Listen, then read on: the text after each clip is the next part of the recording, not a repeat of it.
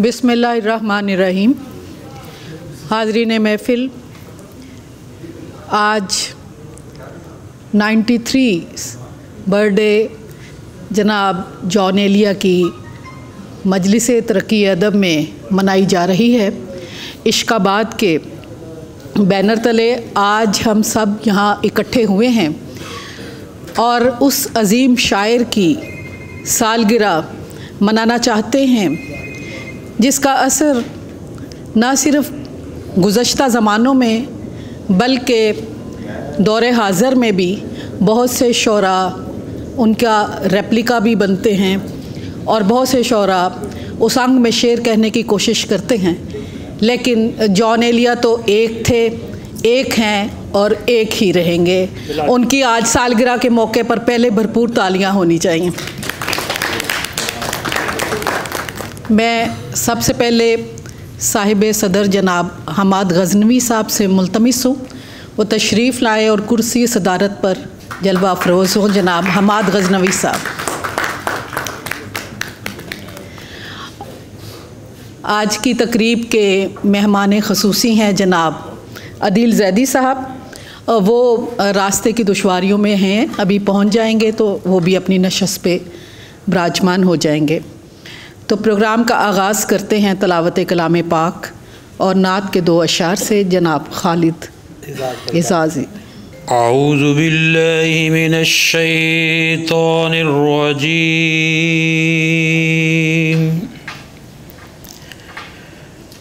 बिस्मिल्लाहिर रहमानिर रहीम।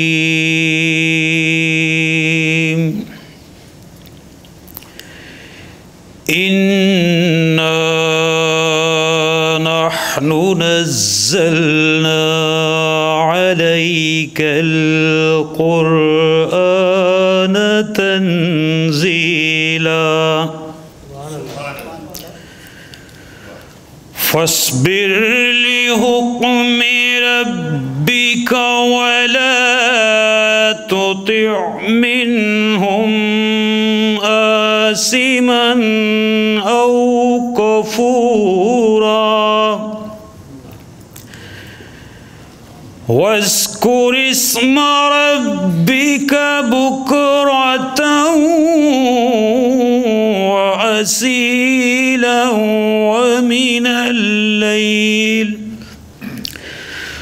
वमिनल लैली फस्जुद लहू वसब्बिहु लैलन तवीला।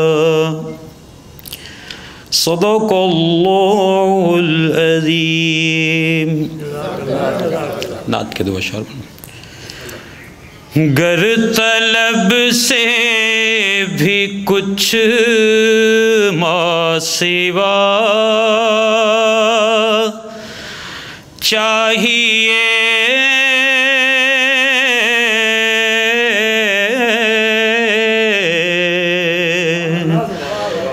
गर तलब से भी कुछ मासिवा चाहिए, उनका दामन नहीं छोड़ना चाहिए, उनका दामन नहीं छोड़ना चाहिए। और अगला शेर उसने बतलाई है। दिल को दीदे रुखे मुस्तफ़ा चाहिए,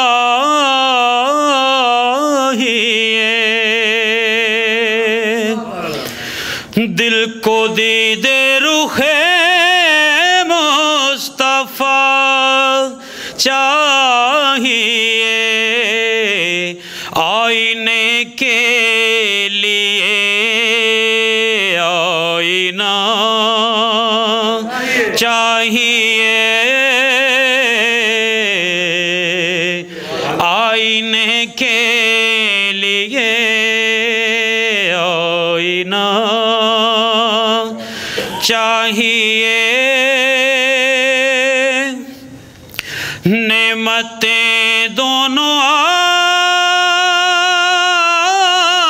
आलम की देकर मुझे, नेमतें दोनों आलम की देकर मुझे, पूछते हैं बता और क्या चाहिए, पूछते हैं बता और क्या चाहिए, गर तलब से भी कुछ मासिवा चाहिए, उनका दामन नहीं छोड़ना चाहिए।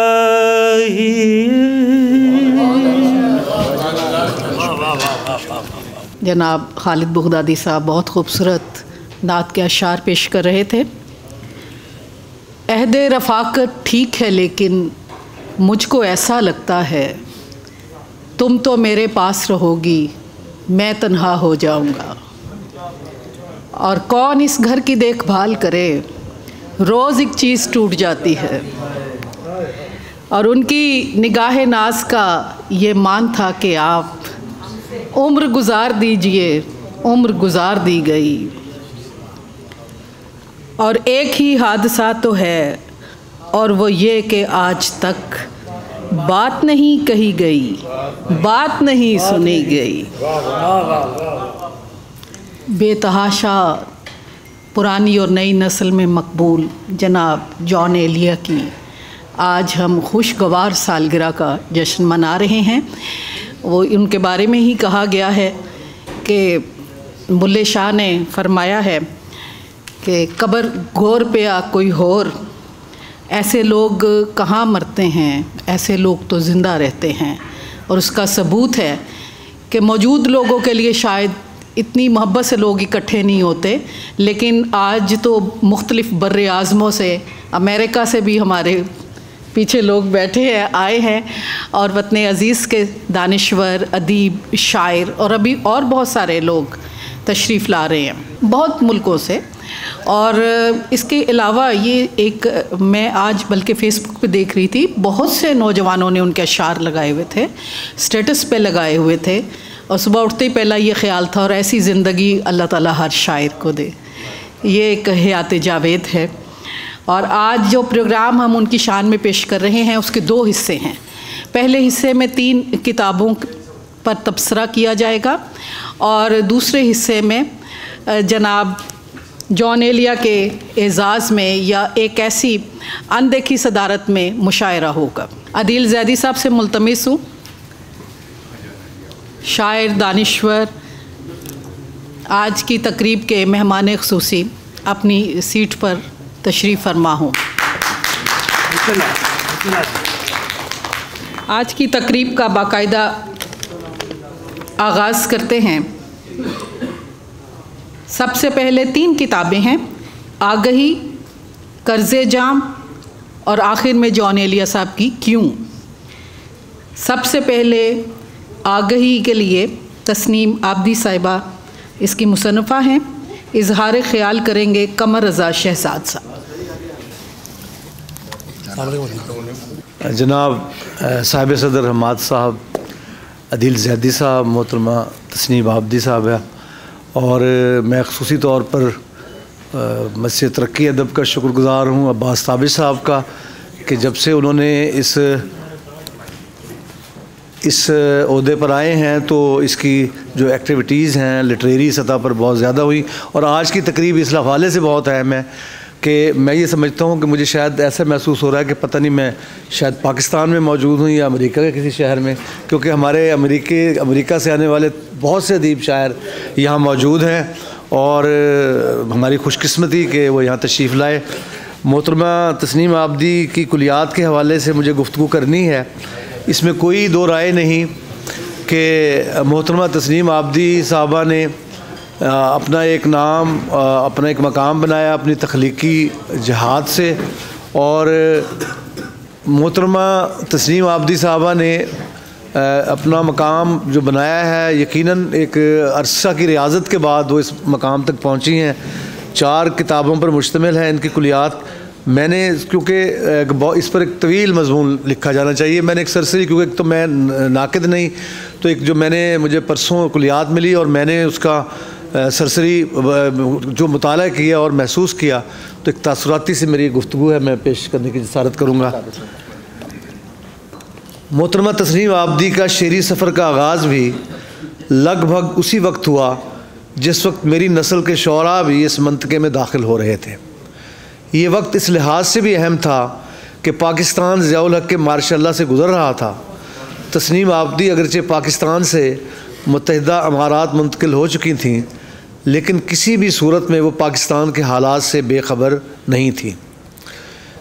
यही वजह है इनकी शायरी अपनी हम असर आला शायरी के साथ साथ उन्हीं तख्लीकी बुलंदियों पर नज़र आती है जो उनके हम असर बाकमाल शौरा को नसीब हुई। मोहतरमा तस्नीम आबदी खुशकिस्मती है कि उसकी तख्लीकी सलाहियतों को अवाइल शेरी के ज़माने में ही इस अहद के बड़े शौरा से पजीराई नसीब हुई, और फिर उसे ये मौक़े भी मैसर आए कि उन्होंने अपने अहद के तकरीबन तमाम बड़े शौरा के साथ मुशायरे पढ़े और उनसे दाद वसूल की। तस्नीम आबदी कुलियात उनके 4 शेरी मजमूओं पर मुश्तमिल है, जिनमें 300 से ज़ायद गज़लें और 100 के करीब नज़में मौजूद हैं। वो इस लिहाज से भी खुशकिस्मत शायरा हैं कि उनका पहला मजमुआ सहरा आँखें और तन्हाई में ही उनकी शेरी उठान ऐसी थी कि वो अदबी मंजरनामे पर अपना नाम अहम शायरों में लिखवाने में कामयाब हो गई। एक मजबूत बुनियाद पर अपनी शेरी इमारत बनाने वाली ये शायरा समझ चुकी थी कि शेरी दुनिया में इज़्ज़त व एहतराम शेर ही से हासिल हो सकता है। दूसरी अहम बात कि उन्होंने अपने पहले शेरी मजमूआ में ही अपनी हम असर उम्दा आवाज़ों की मौजूदगी में अपनी अलग आवाज़ बनाने की तरफ तवज्जो दी। मैं नहीं जानता कि ये अमल शऊरी था या फिर उन्होंने सिर्फ़ अपने अंदर से उठने वाली आवाज़ों पर इन्हिसार किया। किसी भी शायर के लिए बहुत अहम है कि वो अपनी बात बनाने की कोशिश करे। मैं समझता हूँ तस्नीम आबदी इसमें कामयाब हुई। जैसा कि मैंने पहले कहा कि उनका शुमार उन शौरा में होता है जिनका तख्लीकी सफ़र मार्शल्लाह के साए में हुआ।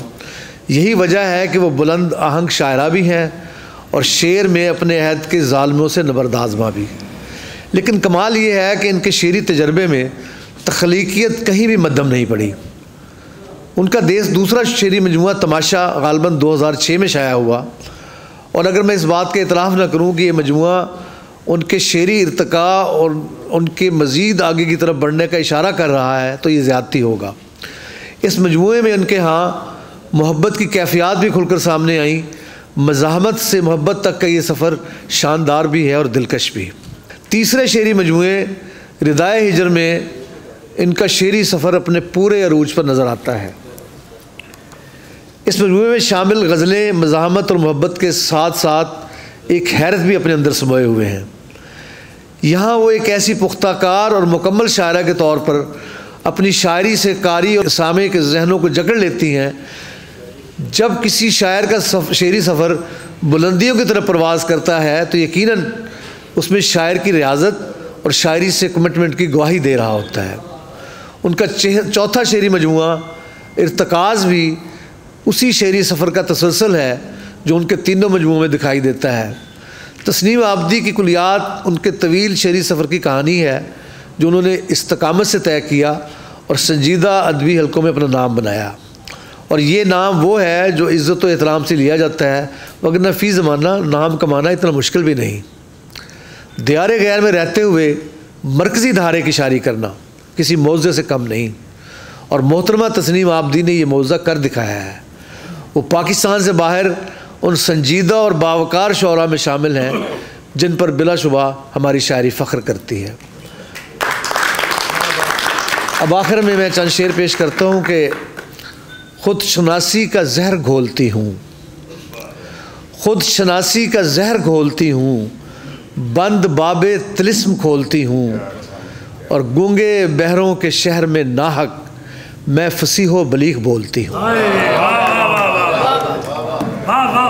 खुद शनासी का जहर घोलती हूँ, बंद बाबे तिलिस्म खोलती हूँ, गूंगे बहरों के शहर में नाहक मैं फसीहो बलीग बोलती हूँ, और कुमक न आएगी तुम इंतज़ार मत करना, कुमक न आएगी तुम इंतज़ार मत करना,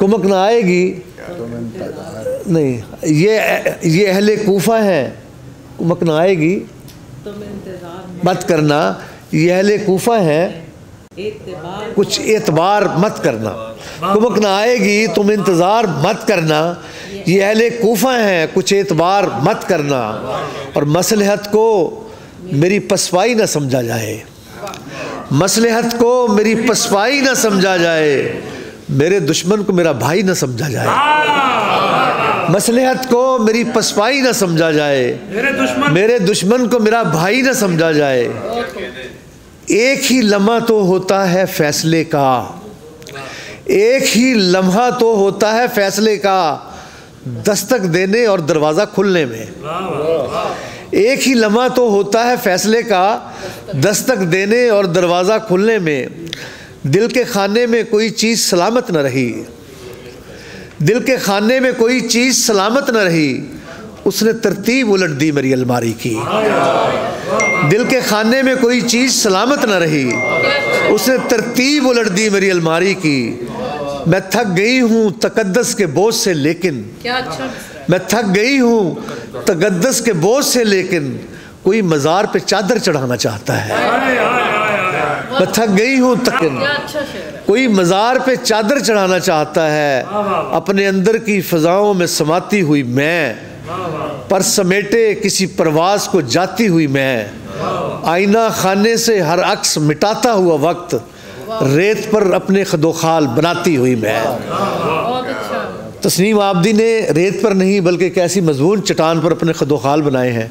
मैं समझता हूँ, मैंने ये पूरी कुलियात देखी है कि यकीनन तस्नीम आबदी हमेशा इनकी शायरी, जब तक हमारी उर्दू ज़बान या उर्दू शायरी है, जो ख़वातीन जो हमारी शायरात जो शायरी कर रही हैं, जो नुमाया शायरा है, उनमें ये एक अहम शायरा है, और ये अपनी शायरी के लिए इनकी शायरी हमेशा रहेगी। मैंने मुबारकबाद पेश करता हूँ इन कुलियात पर, ये बहुत तफसील से लिखा जाना चाहिए था, और मैं इंशाअल्लाह इस पर मज़ीद तफसील से लिखूँगा। बहुत शुक्रिया।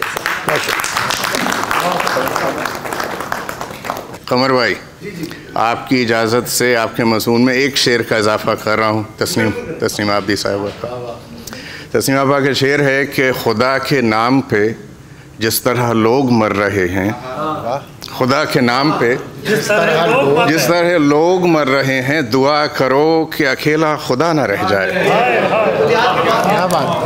वाह वाह वाह वाह वाह वाह। और ये कैसे हो सकता है कि इतने खूबसूरत शेरों की खालिक हमारे सामने बैठी हो और हम उनका इजहार ख़्याल न सुने। आपकी किताब के हवाले से खूबसूरत बातें हुई, आप चंद अल्फाज ख़ुद भी कहिए। सबसे पहले मैं मजलिस तरक्की अदब और सारे उसके जितने भी लोग हैं, खुसूसन हमारे अब्बास ताबिश साहब, उनकी बहुत शुक्रगुज़ार हूँ। लाहौर आती रहती हूँ, अक्सर आती हूँ। शेर पढ़ना यहाँ अच्छा लगता है मुझे। शेर वरना मैं, अदील को पता है, मैं बहुत गोशा नशीनी इख्तियार किए रहती हूँ, लेकिन लाहौर आकर मुझे शेर पढ़कर लुत्फ़ आता है। और बहुत अच्छी तकरीब। और कमर रज़ा, मैं बहुत शुक्रगुज़ार हूँ आपकी कि आपने मेरी कुल्लियात को समेट दिया, क्योंकि कुल्लियात में इतना कुछ होता है और उसको मुख्तसर तौर पर भरपूर तरह से आपने बयान किया। मैं उसके लिए आपकी शुक्रगुज़ार हूँ। हमाद साहब, आपकी भी शुक्रगुज़ार हूँ। और अदील तो हमारे हैं ही बहुत पुरतकल्लुफ़। तस्नीम आपा के लिए ये बहुत ज़्यादा एहतराम करते हैं, ये इनकी मोहब्बत है। वरना हम तो कोने में बैठने वाले लोग हैं, हम लिखते रहते हैं। नहीं, बहुत शुक्रिया आपका, बहुत शुक्रिया। और बहुत शुक्रिया। और प्रोग्राम को आगे बढ़ाते हैं। हमारी अगली ज़ेर बहस किताब कर्ज़े जां है। तबसरा करेंगे जनाब अब्बास ताबिश साहब और मुसन्निफ़ हैं अदील ज़ैदी साहब।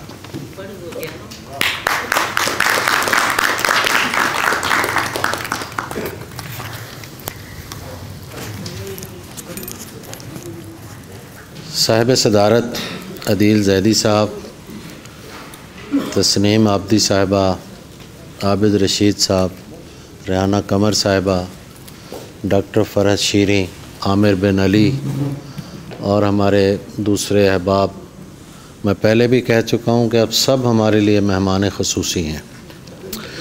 कर्ज़े जां अदील ज़ैदी साहब का चौथा मजमूआ कलाम है। पहले इनकी शख्सियत के बारे में मैं थोड़ी सी बात करूँगा और इसमें जैसा कि अहबाब जानते हैं कि मैं मिसालों से बात करने का आदी हूँ। सोफ़िया अंजुम ताज एक मुमताज़ शायरा हैं, डिट्रॉइट में रहती हैं और उन्होंने एक बात की कोई लखनऊ के किसी साहब की। अब जहन में रहे कि अदील ज़ैदी बहुत पढ़े लिखे आदमी हैं, इसमें कोई शक नहीं है। तो उन्होंने कहा कि एक साहब थे और उन्हें पढ़ने का इतना शौक़ था कि वो फुटपाथ पर भी किताब खोल के पढ़ते हुए जाते थे और एक दिन किसी खंबे से टकरा गए। तो उन्होंने आंख उठा के नहीं देखा, उन्होंने कहा माफ़ कीजिएगा और साइड से निकल गए। तो अदील भाई बिल्कुल उनकी शख्सियत यही है कि जब भी देखा है तुझे आलम नौ देखा है, मरहला तय ना हुआ तेरी शनासाई का। देखिए, विरासत सब लोगों को मिलती है, लेकिन साहिब विरासत उसका हक़ अदा करने वाला कोई कोई होता है। अब अदील ज़ैदी साहब का जो खानवादा है उसमें सामने की जो बातें हमारे सामने आती हैं वो मुस्तफ़ा ज़ैदी इनके मामू थे, वालिद मोहतरम साहिब दीवान शायर, 20 के करीब उनकी किताबें छप चुकी। एक भाई जावेद ज़ैदी, वो भी साहिब किताब, अरूज अख्तर ज़ैदी, वो भी साहिब किताब। यानी इन्होंने आँख ही जो है वो अदब की गोद में खोली है।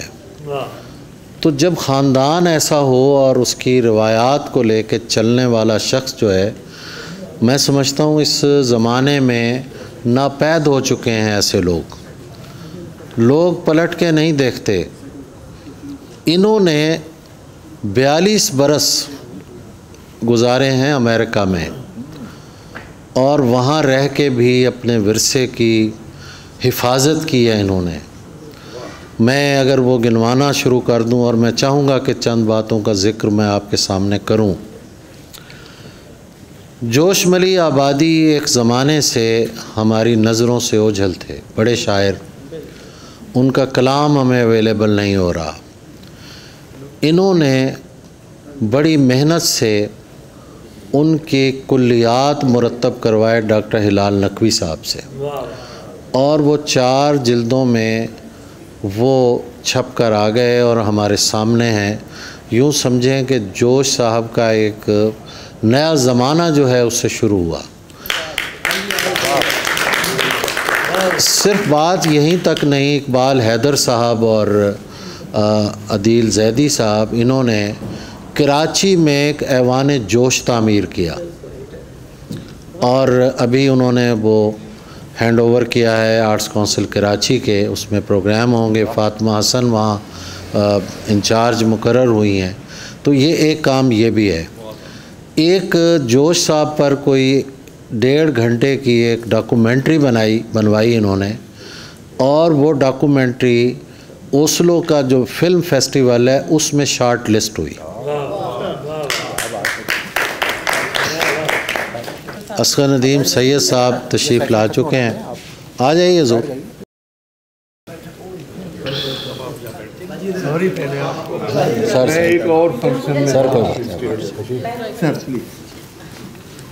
तो ऐवान जोश तामीर हुआ, उसके बाद वो रुक नहीं गए, वो मुसलसल इस जस्तजू में रहे कि जोश का जो कलाम छप चुका है इसके अलावा भी तो होगा कोई। उनके नवासी, उनसे राब्ते और जिस तरह इन्होंने वो कलाम उनसे हासिल किया वो एक अलग कहानी है। लेकिन महमिल व जरस के नाम से उनका आखिरी मजमुआ कलाम जोश साहब का वो छपा और उसकी तकारीब पूरी दुनिया में हुई, रेख्ता में हुई, लाहौर में मुख्तलिफ़ फैज़ फेस्टिवल इधर उधर बहुत ज़िक्र हुआ। अब एक जोश साहब की नज़्म है जो अभी तक इनकी दस्तरस में नहीं आ रही, लेकिन मुझे लगता है कि इंशाअल्लाह वो नज़्म कोई उसके 37,000 अशार हैं जो किसी के पास रजिस्टर है, वो भी उनके ज़ाहिर है वो रसा हैं, तो अल्लाह करेगा कि वो किसी वक्त हैंड ओवर कर देंगे। अब मैं आता हूँ जी, जॉन साहब से इनकी मोहब्बत जो है वो भी एक इनका ख़ानदानी विरसा है। ये आशिकाने जॉन में शुमार होते हैं, सिर्फ़ कहलवाने की हद तक नहीं बल्कि इन्होंने उसका हक़ अदा किया है। अभी ये जो मजमुआ क्यों छप के आ गया है, अलहम पब्लिकेशन ने बड़े एहतमाम से शाया किया है सफदर हुसैन साहब ने। आप यूँ समझिए कि इसके लिए मुरत्तब खालिद अंसारी हैं, लेकिन उस कलाम की दस्तयाबी के लिए जितनी जिद्दोजहद अदील ज़ैदी साहब ने की वो काबिल ज़िक्र है।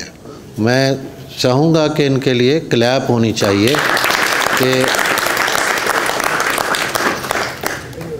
अब मैं थोड़ी सी गुफ्तगू जो है वो चाहूँगा इनकी शायरी पर। देखिए, बहुत कम लोग ऐसे होते हैं जो ज़िंदगी में दूसरों के लिए कोशिश करते हैं। उन्होंने कभी अपने आप को नुमायाँ करने की कोशिश नहीं की। इत्तेफाक से आज यहाँ असगर नदीम सैयद साहब बैठे हैं। मैं समझता हूँ कि वो लोगों को आगे बढ़ाने के लिए फेस्टिवल्स में किस तरह कोशिश करते हैं कि अदब के तमाम रुझानात जो हैं वो हमारे सामने आएँ, वो शुअरा जो काबिल ज़िक्र हैं वो आगे बढ़ें। लेकिन वो भी दरवेश आदमी हैं, कभी उन्होंने किसी को ये नहीं कहा कि मैंने अदब में क्या काम कर रखा है। इसी तरह अदील ज़ैदी का भी यही मामला है कि इन्होंने अपनी शायरी को भी उठा के पीछे रख दिया। ये बहुत अहम शायर हैं। कर्ज़े जहाँ बाकी मजमूए मेरी नज़र में नहीं है, अज़ान मजलिस मैंने देखा है, वो मजहबी शायरी है, बहुत आला शायरी है। लेकिन ये जो मजमुआ है ये बड़ा हैरान कुन मजमुआ है। इसमें वो 42 बरस में एक लम्हा भी अपने आबा व अजदाद के विरसे को, उनके छोड़े हुए वतन को, ख़ानदान को, उन रस्म व रिवाज को एक पल के लिए भी फरामोश नहीं किया। और वो सारी खुशबू जो है वो इनकी शायरी में हमें मौजूद मिलती है। हमारे अक्सर शुअरा बैरून मुल्क जब जाते हैं तो वो उसके लिए एक लफ्ज़ इस्तेमाल करते हैं, हिजरत, जबकि मैं समझता हूँ वो हिजरत नहीं, वो नक़्ल मकानी है। हिजरत और चीज़ है, नक़्ल मकानी और चीज़ है। तो इन्होंने उस नक़्ल मकानी की अज़ियतें, उसके तजुर्बात, उनको शायरी बनाकर हमारे सामने पेश किया है। मैं बहुत शुक्रगुज़ार हूँ कि ये यहाँ तशरीफ़ लाए और जॉन साहब की इस महफ़िल का हिस्सा बने। जॉन साहब से मेरा जो मामला है वो 3 हिस्से हैं उसके। मेरी जॉन साहब से शनासाई अनीक अहमद के ज़रिए हुई। अनीक अहमद ने उनसे मिलवाया, फिर जॉन साहब लाहौर तशरीफ़ लाए और फिर वो हम्माद गज़नवी साहब के हो गए। और उसके बाद अलहम पब्लिकेशन के। तो वो एक लंबा अरसा है, बड़ी बातें हैं जॉन साहब के हवाले से जो मैं दो चार यहाँ करना चाहूँगा। फ़ना फ़ि शेर होना वो जॉन जैसा शख्स ही उसको जस्टिफाई कर सकता है। हम मुरव्वत में लोगों को कह देते हैं ये 24 घंटे का शायर है, ऐसा होता नहीं है। उनकी कोई भी जो मूवमेंट है वो सब शेर के लिए थी। और रायगानी का जो बड़ा तजुर्बा है वो भी शायरी के लिए था। मुज़फ़्फ़र अली सैयद ने एक बड़ी ख़ूबसूरत बात की। मैंने एक दफ़ा सवाल किया, मैंने कहा सैयद साहब ये बताइए कि शायरी के लिए रायगां होना ज़रूरी है? उन्होंने कहा भाई ज़रूरी क्या, बड़ा शायर अपने ऊपर बिजली गिरा लेता है। बिल्कुल। और जॉन ऐसा शायर है जिसने ज़िंदगी में कई बिजलियां अपने ऊपर गिराई हैं। बहुत सी ऐसी बातें जो अब्बास नकवी साहब मेरे बाद आएंगे, जो उन गलत फहमियों पर भी बात मैं समझता हूँ होनी चाहिए। देखिए, गलत फहमियाँ किसी के दुनिया से जाने के बाद ख़त्म हो जाया करती हैं, लेकिन अगर हो जॉन एलिया और वो हर रोज़ बताए कि मैं कल की निस्बत आज बड़ा शायर हूँ और सोशल मीडिया का सबसे मकबूल शायर हूँ, तो गलत फहमियाँ कैसे ख़त्म होंगी? जो गलत फहमियाँ पैदा करने वाले लोग हैं वो तो लगे रहते हैं इस काम में।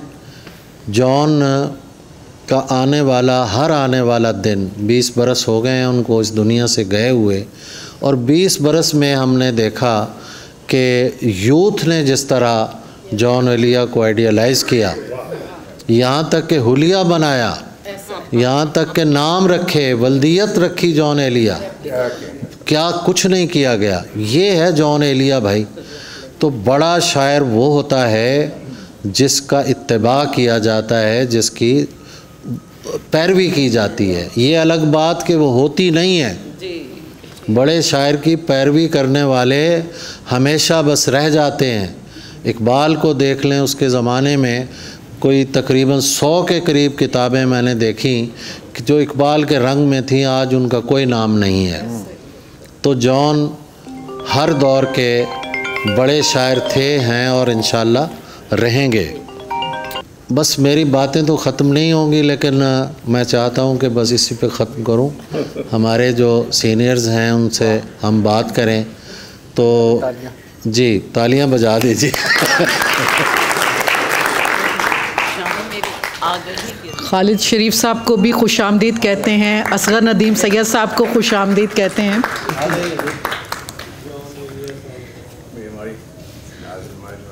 जी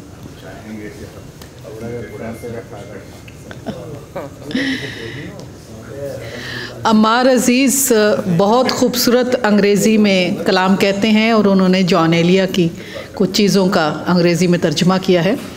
उनसे दरख्वास्त है तशरीफ़ लाएं और सबके गोश गुज़ार करें वो ख़ूबसूरत अशार, ख़यालात अंग्रेज़ी ज़ुबान में। देखिए, वजाहतें ज़रूरी होती हैं। अगर हम यहाँ से उन तमाम क्रेडिट्स के साथ या उन तारीफ़ों के साथ जो मोहब्बत में हमारे कहाँ गए अब्बास भाई, तो उन्होंने बहुत कुछ कह गए वो, लेकिन ये चीज़ें रिकॉर्ड होती हैं। यहाँ आप सब बैठे हुए मोहब्बत में, तो वजाहतें भी ज़रूरी हैं। कोविड के दरमियान बहुत सेशंस हमारे हुए, जिसमें हमारे मोहतरम डॉक्टर हिलाल नकवी साहब जो हैं शामिल रहे, इकबाल हैदर साहब शामिल रहे, प्रोफेसर अनीसुर रहमान साहब इंडिया से शामिल रहे, अख्तरुल वासे भाई हमारे शामिल रहे, अहमद महफूज साहब। तो एक बहुत नाम हैं, सब इस वक्त नहीं लिए जा सकते। तो कुल्लियात जो है वो आ चुकी थी जोश मलिया आबादी की, और डॉक्टर हिलाल नकवी साहब ने अपनी पूरी ज़िंदगी वक्फ़ कर दी। हम तो एक उंगली कटा के शहीदों में शामिल होने वाला सिलसिला है। तो ये होमवर्क जो है कि जोश साहब का अनपब्लिश्ड वर्क जो रह गया था, उनका आखिरी शेरी मजमुआ। जी हाँ, जी हाँ, वो आया, उसकी तकरीबात हुई। जी जी। और एक बड़ा मज़ाकरा भी 5 तारीख को हुआ अंजुमन तरक्की उर्दू हिंद में। लेकिन वजाहत ये ज़रूरी है यहाँ पे कि कुल्लियात आ चुकी थी और उस तमाम तस्करे के दौरान ये तस्करा भी आया कि महमिल जरस नहीं दस्तयाब हो रही। महमिल जरस की दस्तयाबी के दौरान फ़िक्र ज़िक्र दस्तयाब हुई जिसका कि इरादा नहीं था। रहमान मियाँ वो कहते हैं कि आप गए थे लेने वो तमाम चीज़ें जो वालदा ने कही थी ले आइए, तो लुभाव में जो कुछ चीज़ें देता था ना वो सौदे, हमारे ज़माने में तो ये फ़िक्र ज़िक्र इस तरह से मिली। और तो बड़ा क्रेडिट जाता है डॉक्टर हिलाल नकवी भाई को। जहाँ तक क्यों का सिलसिला है जिसकी आज तकरीब है, खालिद अहमद अंसारी ने ये मुआवजे से कम नहीं है, रजिस्टर से निकाल के लाना चीज़ों को। इसमें जो तस्वीर आप देख रहे हैं, जॉन एलिया की कहानी तस्वीर की ज़ुबानें, इसमें बड़े लोगों की शिरकत शामिल है। हमारे सफदर हुसैन भाई बैठे हुए हैं पीछे अलहम्द पब्लिकेशन के। यकीन करें कि इनको ये 3 दिन पहले मुकम्मल तस्वीर का मजमुआ मिला। अब्बास भाई ने 4 मिसरे लिखे। इस किताब को इस तरह से तरतीब में ला के शाये करना और आज यहाँ फ़राहम करना, सफदर हुसैन साहब के लिए भी तालियाँ होनी चाहिए।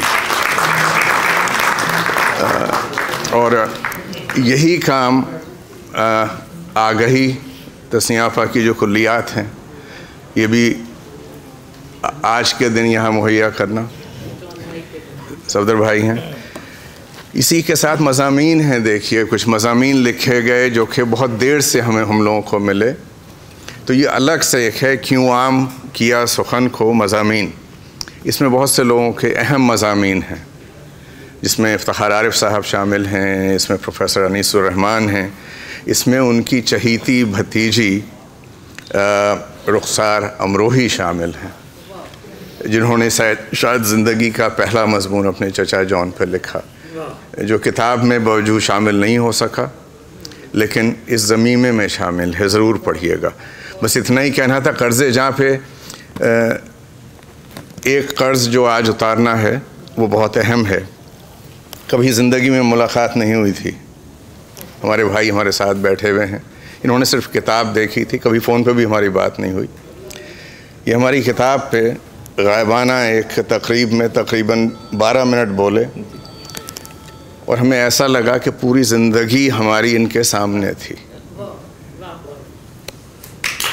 तो असगर नदीम सैयद साहब का ये कमाल है।